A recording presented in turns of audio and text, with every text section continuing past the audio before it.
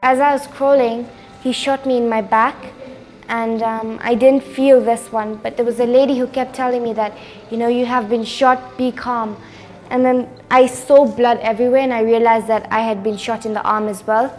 And when I went to the hospital and I got medical attention, he said that I'm very fortunate that this bullet didn't touch the spine. It just missed by a little bit. For a lot of people, negative things can be running through your mind about death, and because there was dead bodies everywhere.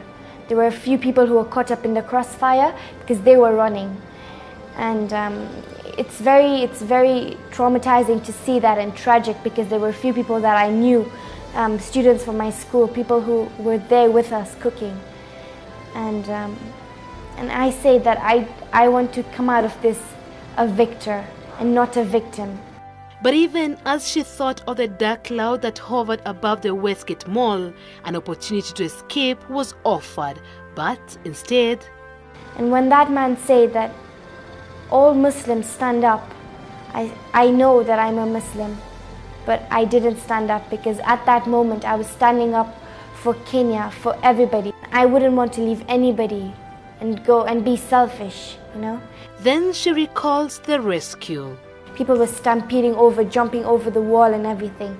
And then after an hour or so on the ground, lying flat, people were just telling us, stay calm, just be quiet. I think they moved into the building now, and we had a moment to run. But my friend couldn't walk because they had shot her in her foot, and her ankle was shattered, and she had another one in her thigh.